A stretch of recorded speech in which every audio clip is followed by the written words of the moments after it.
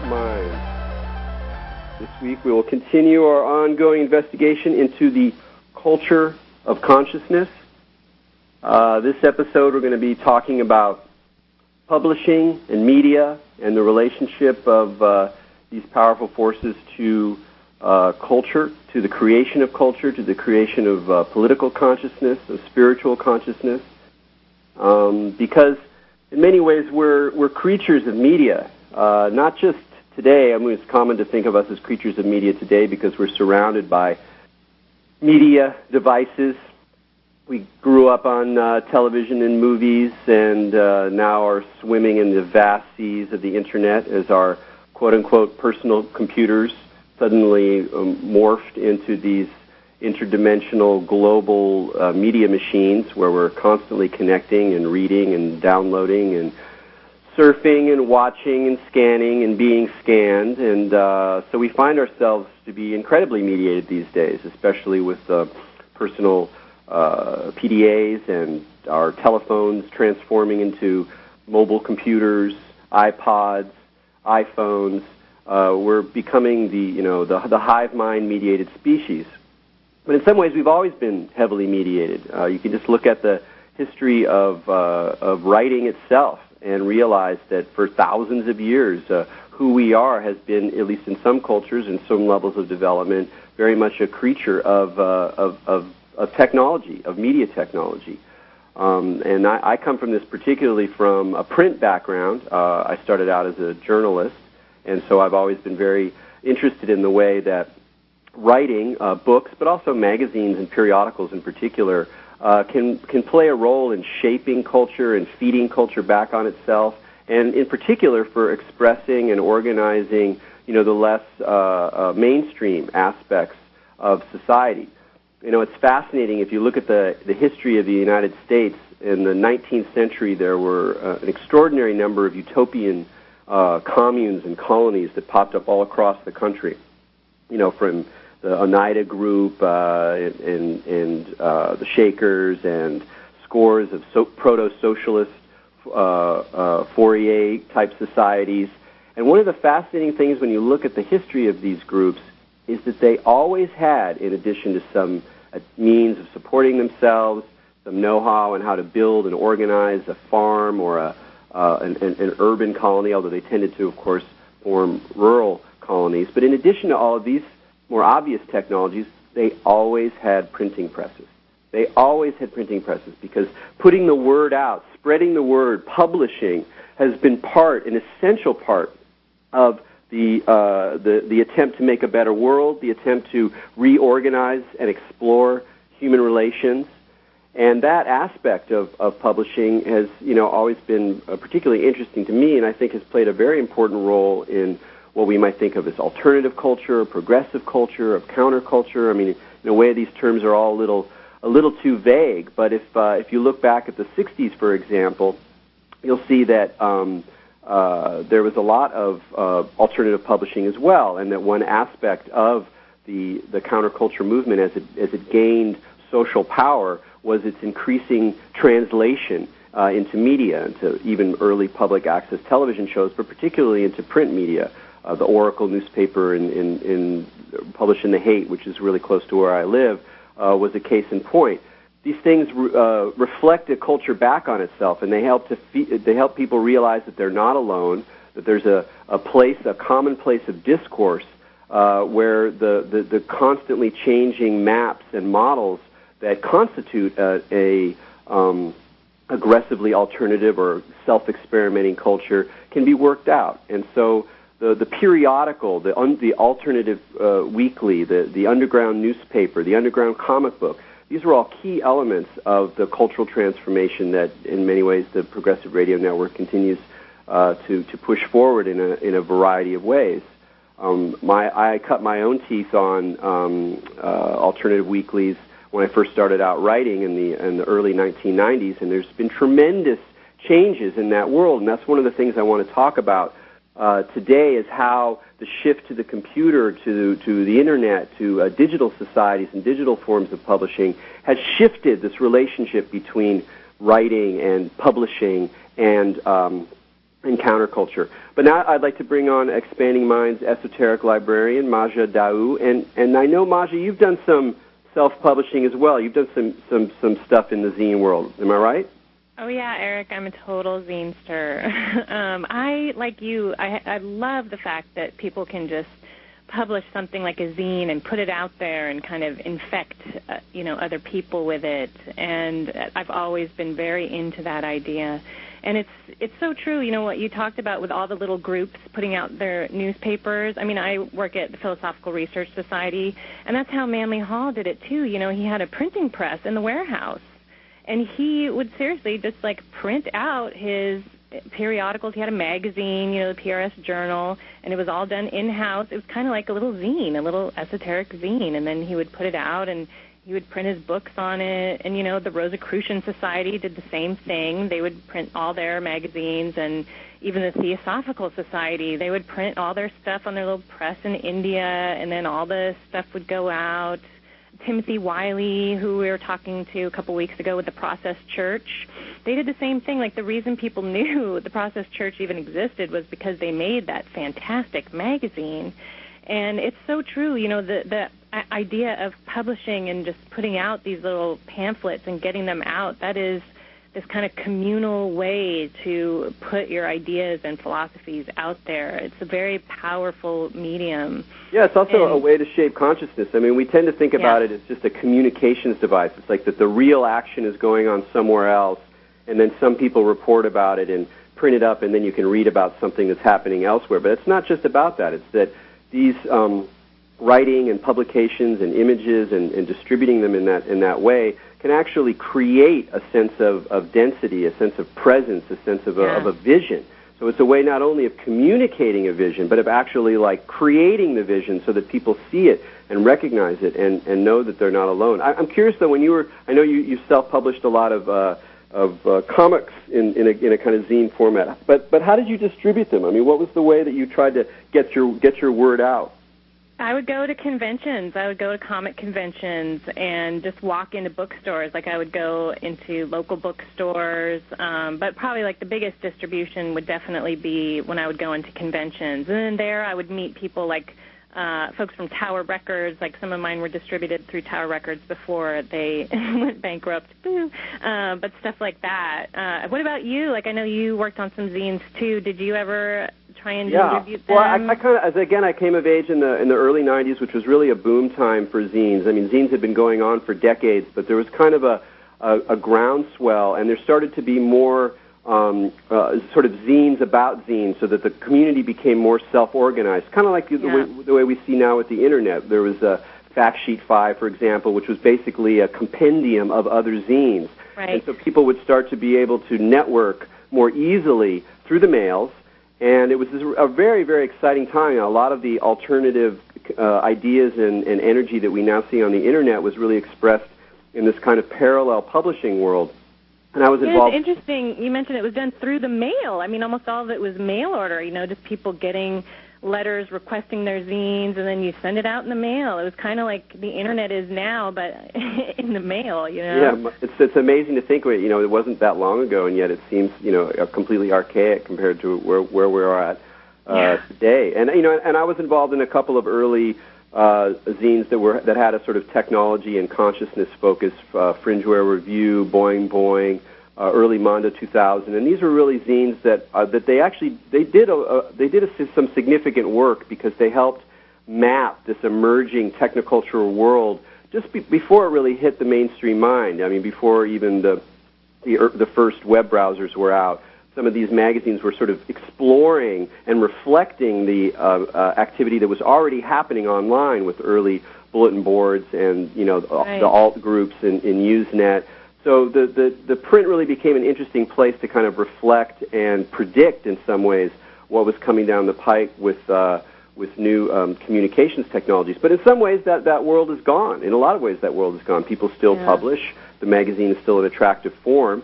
But what they've gone to is some amazing new possibilities. And the person we're going to talk to today is Ken Jordan, and he's involved with an online zine that really carries forward a lot of these alternative, progressive, mystical, media-oriented ideas. That meta-zine called Reality Sandwich, and I had a little bit to do with Reality Sandwich because before Reality Sandwich was an online organ. It was there was an earlier iteration of a magazine called Evolver that I worked on with Daniel Pinchbeck, and we worked out a lot of the initial ideas that I was very happy to then see Daniel hook up with Ken and manifest in really one of the more interesting zines online. But we'll be talking about Reality Sandwich when we invite Ken on. So, Ken, are you on the air? That's interesting, though, Eric, because you were kind of involved all the way along. Like, you started with these little zines, and smaller things, and then you've been kind of in it the whole way, and now you're going into the Reality Sandwich and online, so you've kind of been through the whole transition state of it, too. So I think it'd be interesting just to hear from you and Ken, because I know Ken was involved in these kind of things like before it too. So you guys really were kind of pioneers of some of these transitions into the internet zines. So that's pretty interesting to me. Great. Well, let's welcome on Ken Jordan. Ken, thanks for today. Thank you very much for having me here, Eric. Excellent. Yeah, I've been doing this. I guess I've been doing this for a while. Actually, I ended up starting one of the first web magazines back in 94, 95. It was a magazine called SonicNet, which was a music site. It was actually, I think, it was like the first multimedia music site on the web. Wow. Wow, that's an unpleasant sound. Yeah. Yes, media has its downsides. Clearly, there's tricksters in the technology. So what was the motivation with that first web zine? Well, at the time, it was actually, it was pretty early in the internet web days, and there weren't that many. I mean, at that point, I knew of two other web magazines. There was the Hot Wired magazine, which the Wired folks had put together and launched online, and then there was an ad agency in New York called Agency.com, which had created a webzine just as a way to show that you could tell stories on the web. Those were the only sort of more general interest magazines that I knew of that were online. But at that point, corporate media, to me, felt so closed. And traditional distribution for reaching large numbers of people, through print, or through just about any kind of mainstream media, it seemed so clamped down that I was looking for another way to get the word out, and I happened to connect with some people in New York who had a BBS, a bulletin board service, or a pre-web online communication system called SonicNet, and they were open to the idea of trying a website just because it was something that they seemed that they thought might be interesting, sort of fun thing to do. Were you motivated by specific ideas about content at that point? Was there something that you were frustrated in corporate media that the certain kinds of ideas and messages weren't getting out that you thought this new media would be able to transmit better? Yeah, exactly. I mean, in fact, what I felt at that time was that music in particular had been such an important way of getting alternative culture out to large numbers of people, but it had been harder and harder in the 90s for there to be, for you to get distribution of size with alternative perspectives. So, and in many ways, MTV kind of embodied what had happened to the music business by that point. You had grunge, but it was very, it sort of had to fit within a box that worked within an MTV kind of structure, and it could only say certain kinds of things. And I think a lot of people were even, sort of coming from a more alternative perspective, who were part of the music scene at that time, felt incredibly frustrated by that. And so what we did was to try to create a platform that would allow for a lot of, a wide range of alternative and radical voices that would be, where music would be the first thing, sort of to get people's attention, but then you would also have, visual artwork, poetry, different kinds of voices that were just had been at that point sort of pushed out of wide distribution through the mainstream. You mentioned the zine scene, which was really exciting, but it was very much of a kind of a fringe, smaller world that didn't really impinge at that time upon the consciousness of the broader culture. And so we were looking for a way that we could have an alternative distribution system through the internet that could reach many, many people. Mm-hmm. And the amazing thing about it at the time, of course, was that you put up a website. Its distribution to large numbers of people was free. You didn't have to pay. The more people who would come to a website, you didn't have to spend more money to reach more people. If your thing took off, if you got attention, you could reach 1 million people online in theory, right? I wanted to pick up on one thing you talked about that I think is really key with publications or certain kinds of publications, which is the way that if they're broad enough, then it's not simply that they're reporting, interesting information about some new band or some new artist, but if there's enough variation, if there's enough dimensions of life that they're reflecting, they become places where a whole kind of culture can grow.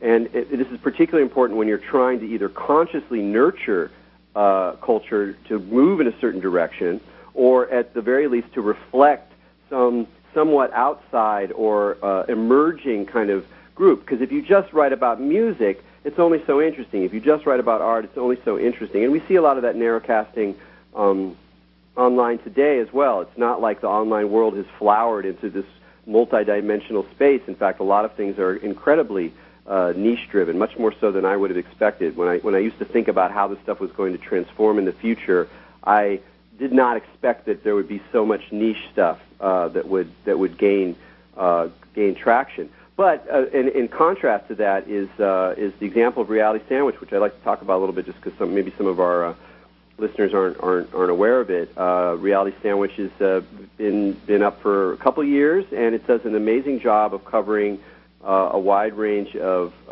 arts and ideas, and quite an interesting blend of sort of highbrow and lowbrow and young and old, and it's quite a fascinating range, and it actually feels like there's a cultural space there that's being developed. How much of that was conscious, Ken, when you were developing it? Oh, that was so deliberate. What we saw, Daniel Pinchbeck and I, when we started really thinking about how we wanted to do this online magazine, was that there's an emerging, cultural tendency, right? Or an emerging,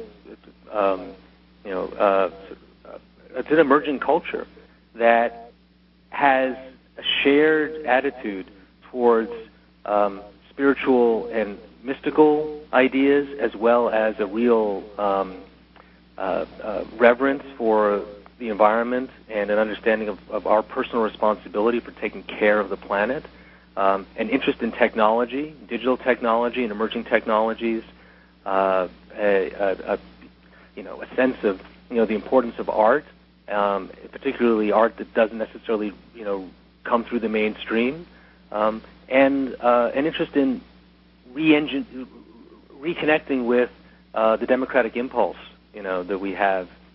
That's been a big part of Western history, and that sense that we should be responsible for our communities and take part in our communities.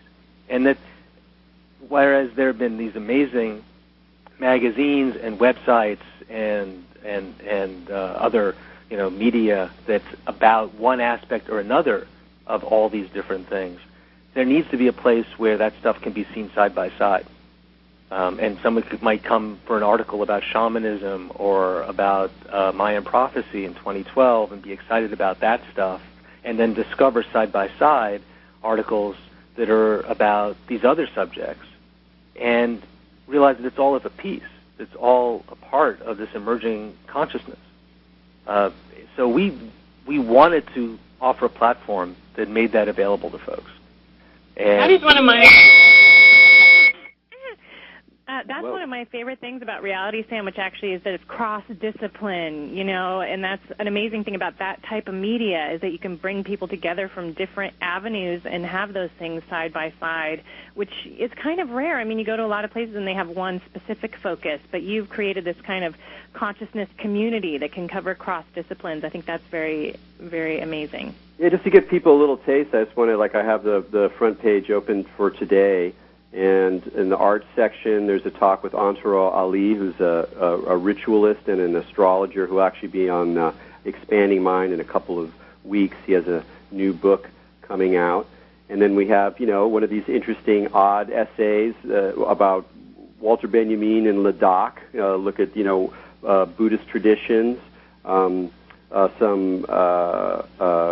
takedown of AT&T with some fun punkish energy. An article about the jhanas, which are states of Buddhist meditation. And so it's quite a rich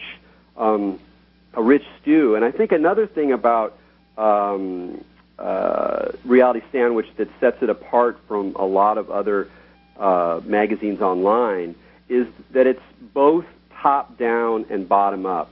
And I know that, Ken, you've thought a lot about media theory, you've thought a lot about democracy, a lot more about democracy and empowering people than a lot of people who publish things. I mean, they're interested in publishing and culture and writing, but you're also very aware of the systems that lie behind these things and how you can make change through creating different kinds of systems. And I think that one of the things that's very rich about Reality Sandwich is that, as I said, it's top-down. In one sense, it is edited. There are a number of professional writers who write regularly for it. The quality of some articles is extremely high in terms of, experience level, writing, authority, voice. But at the same time, there's tons of room for people who are just starting out, for people who have they're young, they're late teens, and they have some great idea, and they're going to run for it. And you have a space for it, and you encourage this kind of sense that there's a shared space where people who've been doing this for a while and people who are starting out, people who are professional, people who are doing this out of their passion can all meet. And that mixture is a rare one online because most places seem to want to pretend that they're one or the other. And I assume that was pretty conscious. What was your thinking about that stuff? Yeah, well, what we wanted to do was to create a platform for a community. We didn't set out to do a magazine, per se. We realized that there are all these people who are interested in these subjects, and what we want to do is to galvanize them, bringing them together, so they become aware of each other, connect with each other, and share information. We thought the easiest way for us to get going with this, because we had a really limited budget and there weren't a lot of people involved in the project, was to put something out where we could edit articles. The articles could become essentially like a lighthouse, right?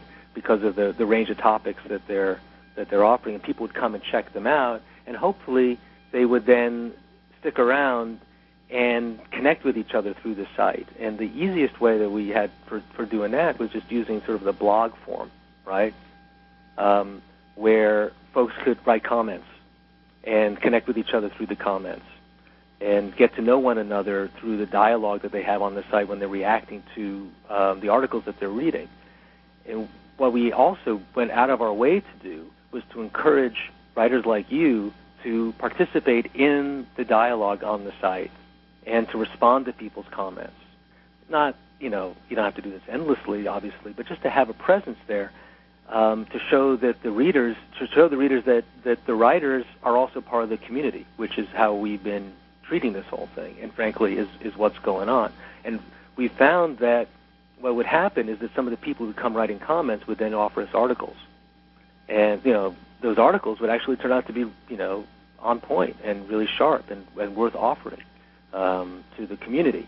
And then we also found that folks who were, like you, really, accomplished writers who already, who have their own audiences, would end up commenting on other people's articles as well. And there was a real sense of everybody participating in the creation of this culture together, sharing ideas and seeing what works and bouncing things back and forth. And, rather than a kind of traditional magazine where we have an editorial perspective or an editorial stance and we want everybody to agree, with the quote-unquote reality sandwich line, and if you didn't buy into it or you don't agree with us, we're not going to give you a platform. What we realized was that there needs to be a place for a very open discussion within our community about these emerging currents. And some people who have something to offer to that conversation are really established writers or speakers or thinkers or personalities, and we offer a platform for them. But you want to have that, new, fresh, unexpected voice to be part of that conversation as well. And some of those people actually who came in, not well known or well published, when we started the zine have turned into writers who actually have very strong followings, like Charles Eisenstein or Adam Ellenboss. Have been amazing to see how people respond to them. And we've given them given them a platform where they can really grow as writers and reach larger audiences. And now they're working with us and publishing books, actually, with us. Adam Ellenboss has a book that we're going to be publishing together with Tarcher, an imprint of Penguin, which will come out next year, a memoir of his. And other writers as well are we're working with on projects like that. So, yeah, you mentioned that I've given a lot of thought about how do you create, how do you use the net to create an engaged community that can participate in change. And so we realized that first thing is galvanize, have a place where the community can come together. That's Reality Sandwich. That's the intention. It's just to have it's meant for, the articles on the site sometimes are quite long. Some of them are pretty esoteric. They're not necessarily meant for, the widest possible audience, but they're meant to reach people who are influencers in their local communities who care about these ideas. Can we get all of those people to participate in this dialogue together online? And that seems to have been, we've done fairly well, I think. We have about 75,000 regular readers every month. Without having done any advertising or anything like that, because our budget is actually really small. But we're publishing every day. We have 2 to 4 articles added to the site every day, short news pieces that link out to things that are happening either online or out in the world that the folks might want to know about, and then these longer feature articles. And then we've added to the mix events of all kinds, around the country, some very large sort of festival type events we've had, and massive parties and whatnot, as well as like very small, focused, Well, and this is where I think you guys, maybe Erik and Ken, you guys can both talk about this, where that's the success of the internet zine as opposed to like the old school style, and where it's going is that you can have the whole community involved in these things, whereas the zines tend to be more of like one person's rants, where they were more focused on someone's point of view. But with this, platform and community that you've created, you can extend to have people interact, to do events where people show up. Like, it's really kind of amazing. I don't know, maybe you guys can talk about like the experience of that kind of shift that that kind of media platform has provided with connectivity. There's no question that that the dynamic quality of the site, where it's changing constantly every day, people are coming back on a regular basis and reaching out to one another through the comments on the site. And then we announce an event, and 150 people in New York, for instance, might show up for something, and some of those people have already, become aware of each other through the web, but they haven't actually met face-to-face before, and then they connect through the event, and there's that there is a real connection that takes place, right? We were so excited by that, actually, that we decided to launch a second site, evolver.net. Well, let's talk about that in a second. Wait, hold. I'm going to cut here. I just want to just announce, we're at 11:30 here. This is Expanding Mind. I'm Erik Davis, and we're talking to Ken Jordan. If you have any questions you want to call in, you can call in to Progressive Radio Network at 888-873-4643, and you can also email your question to mind@techgnosis.com. That's TECHGNOSIS.com, and that's my personal website, Techgnosis, so you can write in a question there as well.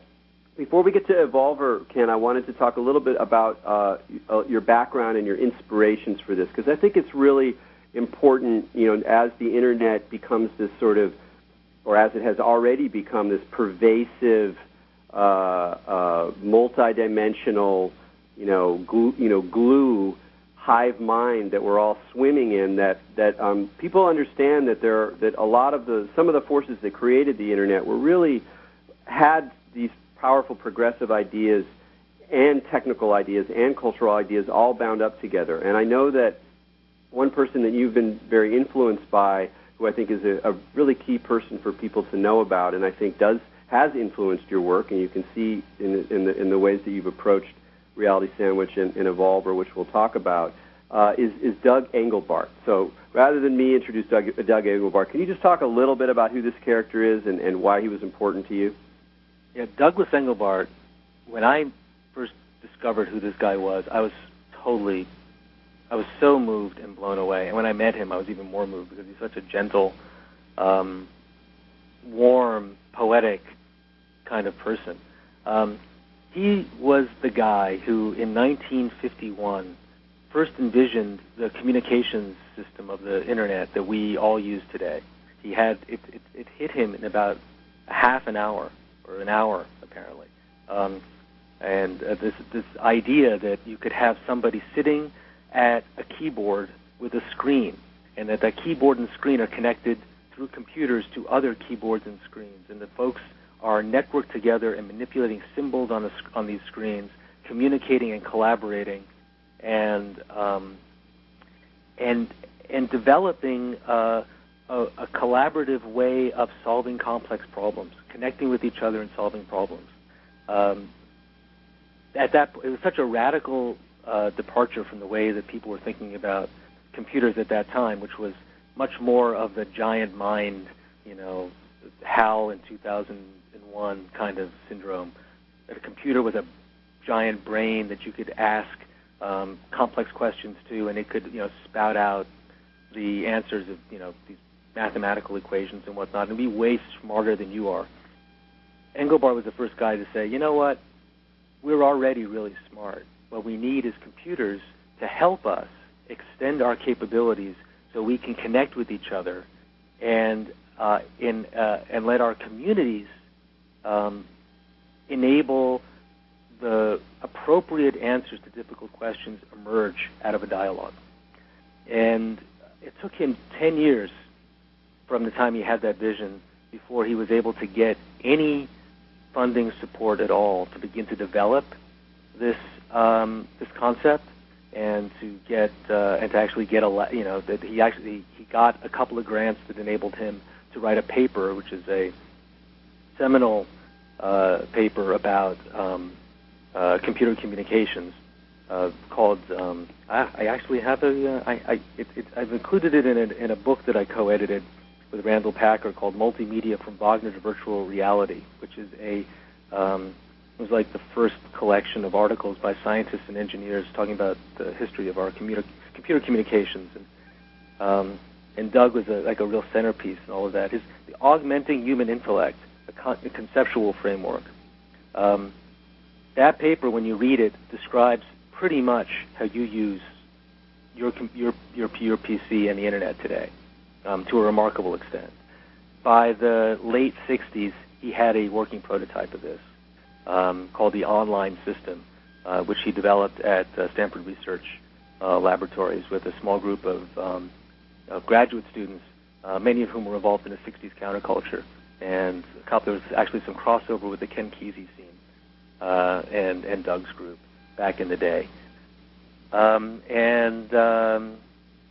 yeah, I was amazingly taken by his vision, and understood, from that the core principles of the Internet, the way that it was engineered by the pioneers who developed it, and the communication systems that we, that are the foundation on which our Macs and PCs today are operating, was designed for this kind of distributed information system, for us to be able to connect in a peer-to-peer way rather than through centralized authorities. This is what they intended the thing to do from the get-go. Yeah, it's funny because one of the big myths of it's not a myth, but one of the stories, the origin stories people tell about the Internet is, of course, that the irony that this thing was developed, by the war machine, by DARPA or whatever. And yes, that's an important part of the story. It's very important always to look at the funding, to look at scientific funding, to look at technological development. But what people miss on that is part of the culture of the scientists who are actually doing the work and who are actually designing some of the things. So it is a peculiar mixture of progressive and military and West Coast and Washington D.C. Beltway. But it's really important to remember these figures, particularly like Engelbart, because someone coming to Reality Sandwich now might be a little puzzled. They're going, I can't quite figure this out. Like they have article about shamanism, and there's this article about Salvia divinorum, which is some weird plant that people in Mexico smoke that makes you see visions. And then they're talking about using technology to protest the corporate concentration of media, and then they're talking about alternative currencies and new virtual reality devices. It's how does this all fit together? And what's funny is that this mixture, which is very much about the culture of consciousness, this mixture of technology, progressive political action, ecology, even though that's sometimes somewhat oddly framed with this technological influence, that all of these things were part of the original counterculture in the 1960s. I mean, changed, developed, transformed, but these core elements were all woven together from the get-go, particularly on the West Coast, but all over the countercultural space. So in some ways, to me, Reality Sandwich is kind of that's the culture, that's the core culture. And the other stuff is kind of like that noise that's been going on, for perennially. But this is recognizable to me. Yeah, I got to say, I feel the same way.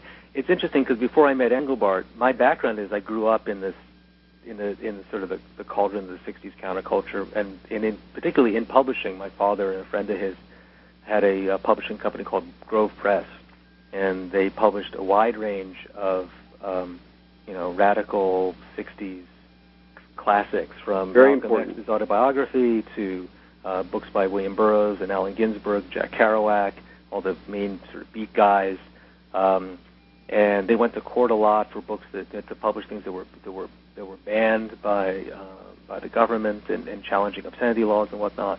And they published a magazine called Evergreen Review, which became sort of the literary countercultural vehicle for much of that decade.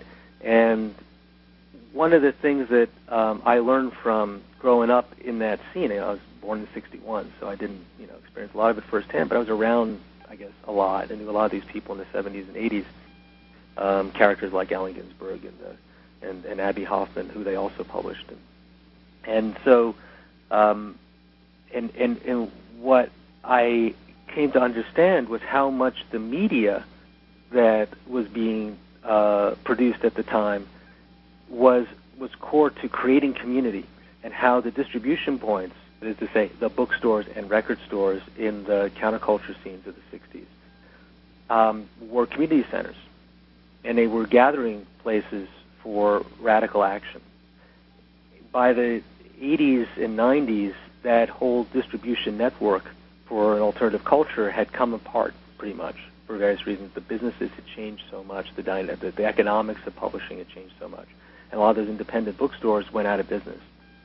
And one of the motivators, first of all, when I first met Engelbart, who didn't really know that world himself very well, though there was definitely people who knew him, who knew folks from that scene, from the '60s counterculture scene. What blew me away was just how much of a fellow, of a spiritual fellow traveler, basically, he was. He's so clearly aligned, and I kept thinking how beautiful it would have been for him to actually have met Ginsberg, because they would have connected in this really interesting way. Because they really saw things from a very similar perspective, although, nobody, if you didn't know these guys yourself, you wouldn't necessarily understand it. But I did know Ginsberg quite well, so that made it easier for me to sort of see that connection. And so when we launched Reality Sandwich, and now, and we'll get to this, I hope, in a minute, Evolver, what we understood was the importance of creating this community, using the media as a way of of drawing people together in real time, in meet space, offline, because that's ultimately where the real action happens. That's the most important stuff. And that is sort of the mission of Evolver. So why don't you talk about how you what led from Reality Sandwich to Evolver.net? Yeah, well, it was pretty immediate, and it was there. Our intention was there from the get-go, though we weren't sure exactly how it was going to manifest itself. But not long after we launched Reality Sandwich a couple of years ago, Daniel Pinchbeck and I would go to events. For instance, we happened to both be in London for different reasons at the same time a couple of years ago. And on a Monday night, we were free, and we said, listen, we put a thing up on Reality Sandwich saying anybody who's interested in joining us at a pub in Oxford Circus for a drink, come on by for a pint. And what we found was, 6:30 we showed up. There's nobody there. We figured, forget it. We'll just go home. By 7 o'clock, there were 30 people there. And what was interesting was that they didn't know each other, right? There were 30 people who we figured, okay, they seem to just all be showing up. We'll have a drink. We'll hang out for a while. We'll go home. At one point, somebody comes up to us and says, it'd be really great if we all sat in a circle, right, and had a conversation. So we take over the top floor of this pub, 30 people sitting in a circle.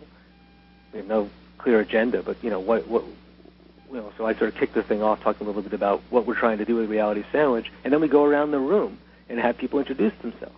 And what we found was that one person after another had some kind of extraordinary cracking open of the sky experience where they realized that there's more to this life than the materialist consumerist culture is handing us, and that there's a spiritual component here which is remarkable.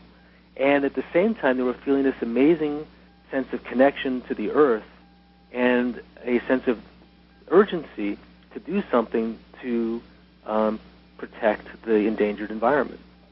And one person after another was basically telling another version of this story. And then we're looking across the room at each other going, wow, you too, that's incredible.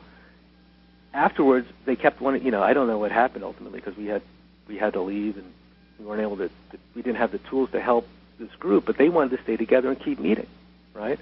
And we realized from events like this that there needs to be a way for the people who are seeing this transformation, who are feeling a part of it but feel isolated and feel like they don't have anybody else that they can connect with about it. We need that in their immediate community, that their friends don't get it, that their family thinks they're crazy. They need to be able to find one another and meet and connect. So we started planning this online social network site called Evolver.net. It's like Revolver without the R, Evolver.net. And we began to launch it in the spring of this year. It still isn't officially launched, but we're getting about 15,000, 20,000 people a month who are coming by the site and blogging, connecting with each other, joining groups. And it's the beginning of this platform for helping people activate their communities. And well, if you don't mind my asking, I'm just curious, since you're kind of, the spearhead of this group, if you personally had an experience that opened you up to that, and maybe that's why you were kind of put in charge of making these formats, is that you can attract those people that are looking for it. And I just can't help but wonder if you personally had some kind of experience that opened you up to that, spiritual connection or consciousness on a sort of higher level, if you had any, particular one that you wouldn't mind sharing with us. Well, first of all, I got to say, nobody put me in charge of anything here. We're working with a community of people, right? And there's some amazing folks who've gotten involved with us and are helping us shape this and grow it in a way so that what we're doing is true to the needs of the community and is responsive to what folks find is authentic to them, right? Mm-hmm. So it's not I didn't sit down and say here's what you got to do. It's more I feel like what we're trying to do is create a platform for people to step up and do stuff with us collaboratively, right? The from my own experience, I mean, honestly, being around people like, Allen Ginsberg since I was very young, and understanding, why he felt so engaged in making radical change. It was its own instruction, that opened me up to all kinds of experiences, and some of them were of a psychedelic nature, and some of them were just of a political engagement, being an activist, and sort of nature of participating in something where you realize that you're contributing to the opening of consciousness, right? And helping people see possibilities that are in their lives that enable them to participate and be part of a change that they can be proud of. It's something that I feel, that I've been able to do many times in different ways and things that I've done. I've had my share of crazy, mystical, goofball experiences like everybody else, but, when you start to talk about them, sometimes it's not necessarily that productive. I want to talk a little bit about one of the other things that Evolver's doing right now that I've been lucky enough to be involved with is the sort of the seminars and conferences you started to do. Did this come out of a recognition of a need for bringing together certain kinds of information, or what's the motivation with the idea of taking some of this culture that you're dealing with in Reality Sandwich and turning it into a kind of pedagogical platform, a way of teaching, a way of presenting information? Yeah, well, we understood that there's some extraordinary expertise, that people like you and people who write for Reality Sandwich have, and that there are folks who are not feeling connected to community directly in their daily lives who are looking for that.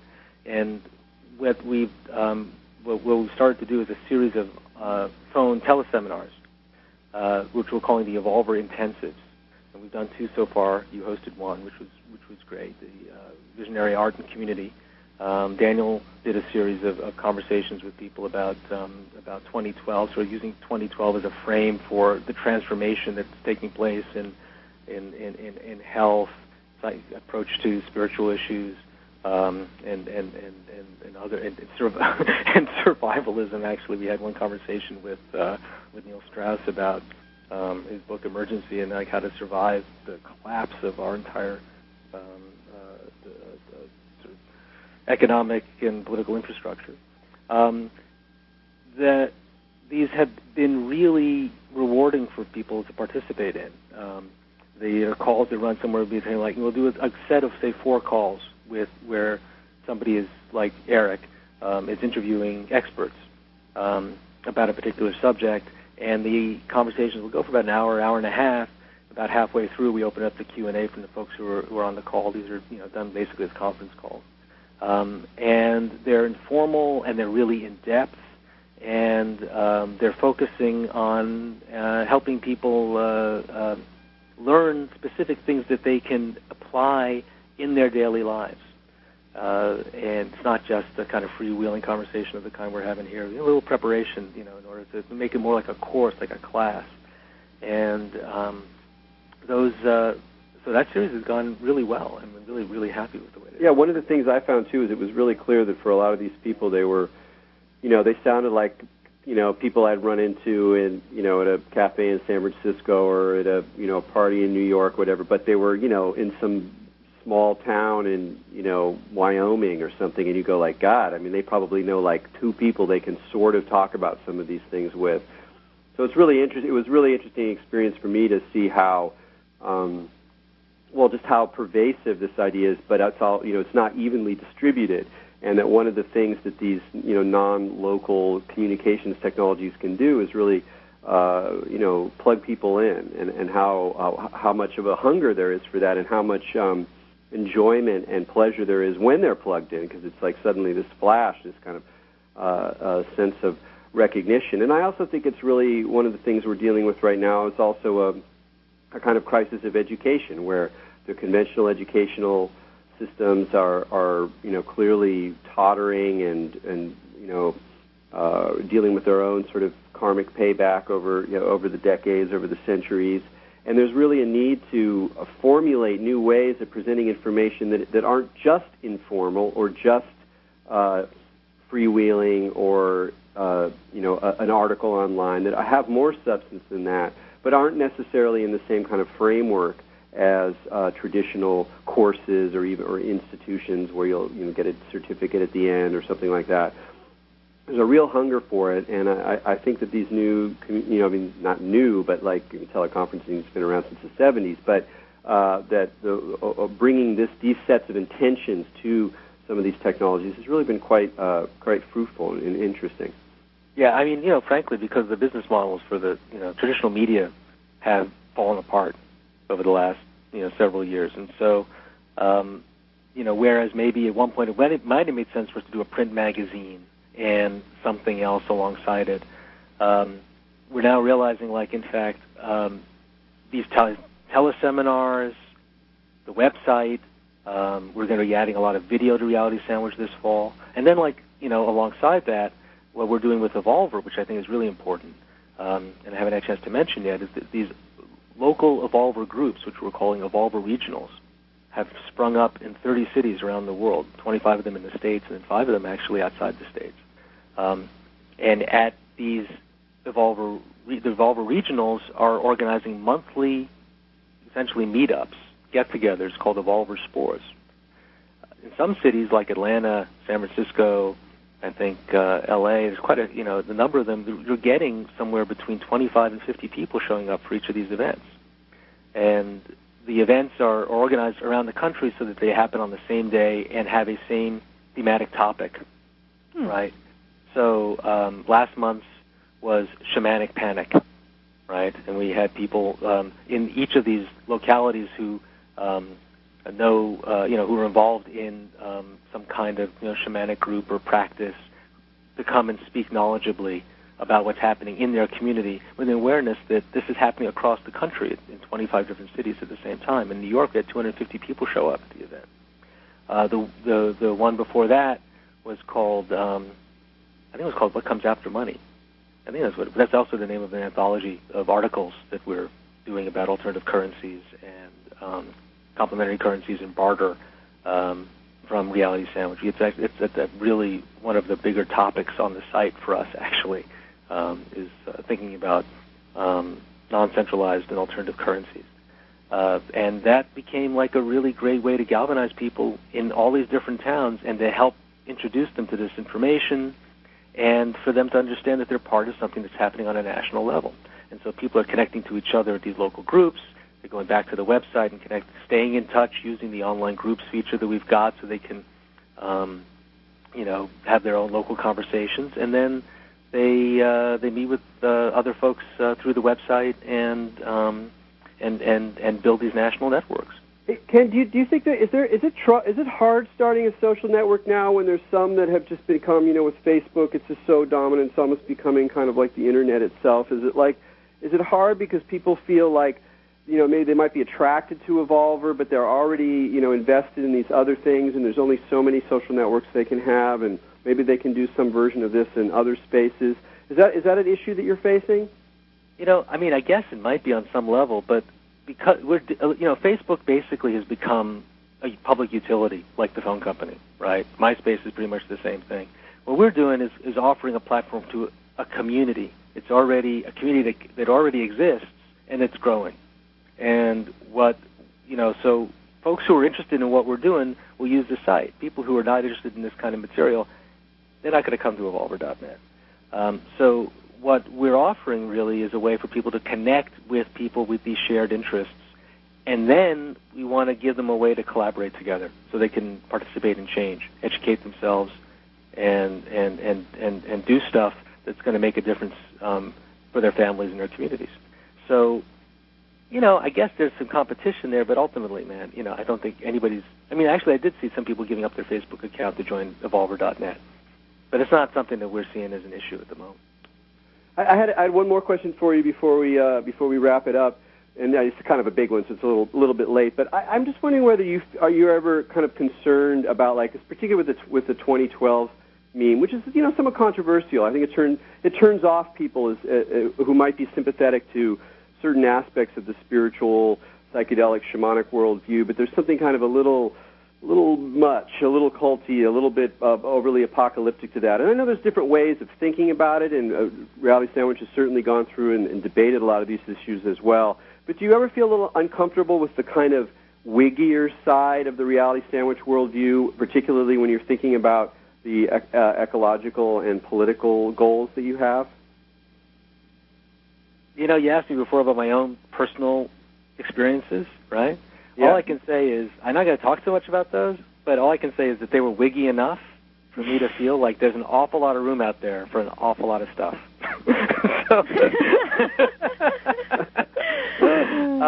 And I think the way that we approach these kinds of things in Reality Sandwich, and frankly, I think it's the way that Daniel approaches this stuff himself. So it fits really well within the context of what we're doing as a collaborative effort.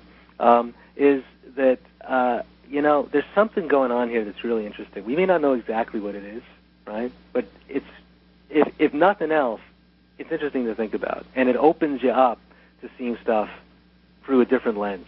The 2012 meme, right, for lack of a better word, has become really powerful in attracting people to seeing this entire emerging transformational energy that's coming through the culture. It's become a catch-all, a catchphrase, right, for folks who are thinking about transformation and realizing that we don't have an awful lot of time. So the date lends some urgency. What are we going to do in 2013, 2014? We'll worry about that then. I don't, which is not to say I'm cynical about this, and I don't. It's just I feel like something is going on, and that there is something to prophecy. I don't think we necessarily understand it, and I don't think it's necessarily that important that we do understand it in that kind of didactic, Bertrand Russell kind of way. No, well, that's a great response. And that's one of the things that's beautiful about Reality Sandwich is it's open to all those different dimensions and leaves the conundrum to resonate in your heart and to motivate you to probe further with other folks. So, Ken, Jordan, I want to thank you very much. Folks can check out Reality Sandwich online and evolver.net as well. I'll be doing an Evolver seminar coming up in a month or so, and I'll be letting people know when that's happening on the show. And so from all of us here, keep it open. Bye, Ken. Hey, thanks a lot, Erik. Take care. Thank you very much.